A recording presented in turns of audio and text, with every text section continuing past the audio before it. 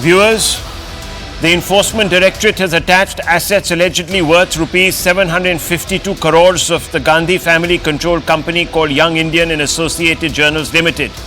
The Enforcement Directorate claims that the properties are proceeds of crime. That's how they have designated these properties. It says that these properties are possessed by the Gandhi family and that this is an illegal appropriation of public wealth.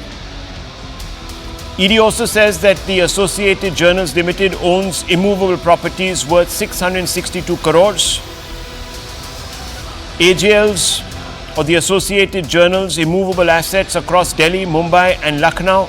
ED says Young Indians owns AJL equity shares worth over 90 crores and taken together that number 752 crores.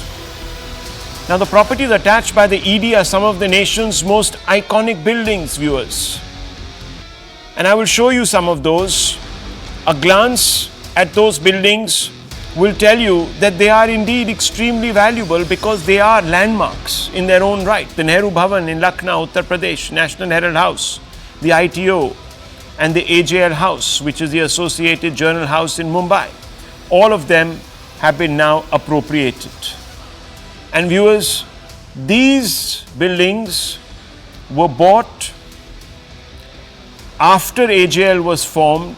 And as you know, the AJL, viewers, used to be the publisher of the National Herald. We'll come to all of that. But all of these properties now are sealed. They are in the custody of the Enforcement Directorate as denoted proceeds of crime.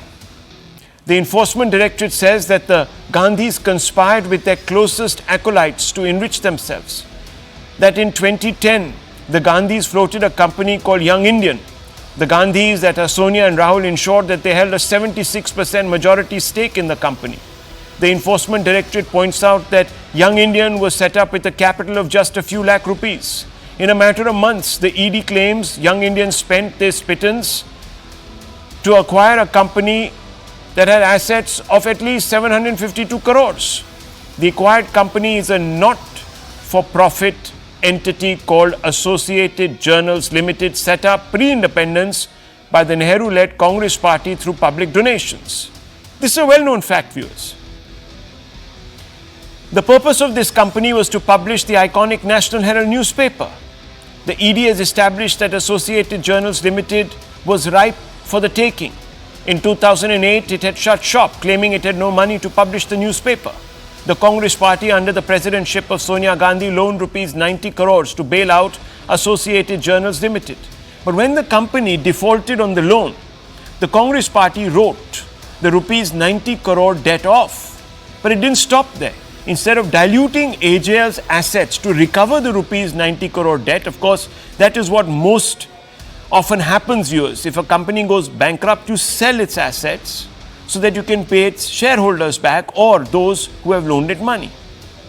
But not in this case. Viewers, in this case, the Congress party decided to transfer the loan liability to Young Indians. Astoundingly, the Gandhi-led Young Indians paid a mere rupees 50 lakhs to the Congress for the share transfer. Simply put, the Gandhis netted equity in a company with assets of at least rupees 752 crores, conservatively speaking, by paying just 50 lakhs. But the Gandhis struck a deal so sweet that it left a bitter taste in the mouth. A private complaint led to a case. The CBI and the Income Tax Agency department looked at the details and they smelt a rat. The ED then swooped in.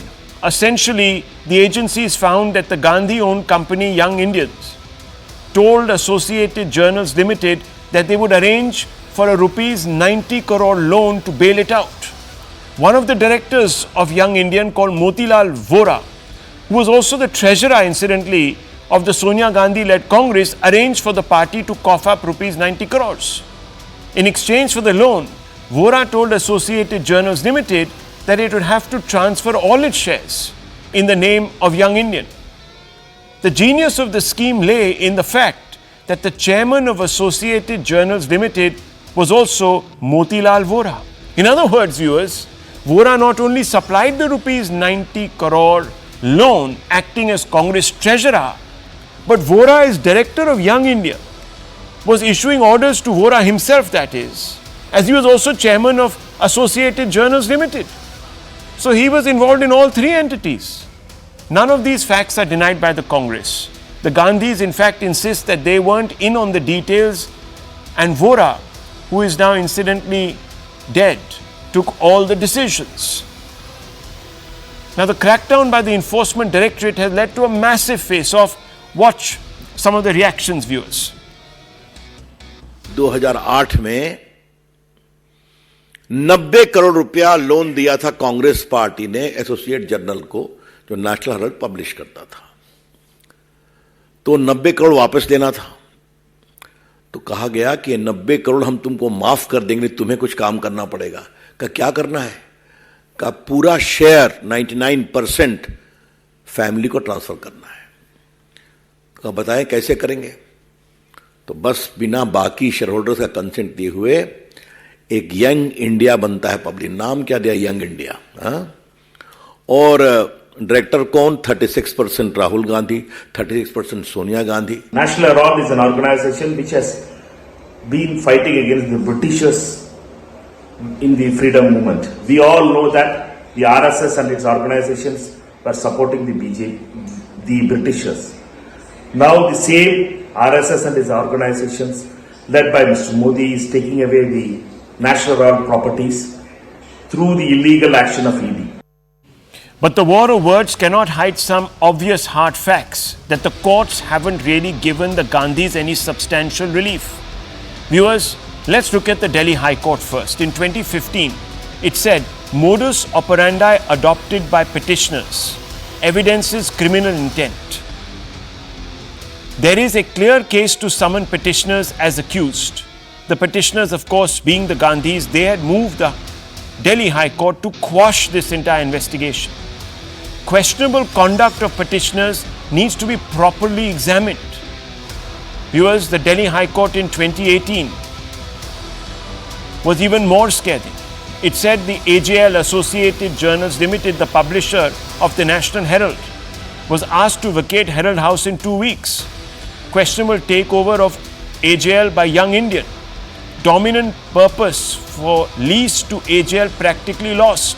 Allegations of mala fide are preposterous. Fail to understand how ruling dispensation defamed Nehru. Viewers, all of this was put out. Then, of course, came the ITAT, the Income Tax Appellate Tribunal. That also, viewers, passed strictures against, in fact, Young Indian, asking him to cough up in excess of 200 crores as tax owned. Yes, viewers, it's on your screens. Directorship details hidden in tax statement that the Gandhis did not even declare that they were the directors. Income tax proceedings against Young India for 249 crores. Young India moved the High Court seeking a stay on tax proceedings, viewers. All of this is being playing out. The High Court rejected the appeal, ordered Young Indian to pay 10 crores. And the matter, of course, is now in the Supreme Court also, viewers. And there also the Supreme Court has said that the Gandhis must face the full probe. The Congress, of course, dismisses these allegations. It dismisses pretty much everything that has been said. The party claims that no predicate offense is made out and the probe is driven purely by political vendetta. The courts will ultimately, of course, viewers, decide whether this cozy arrangement was illegal. But there's no doubt that the circularity of the scheme smacks of an unhealthy coterie culture that has bred opacity and cronyism.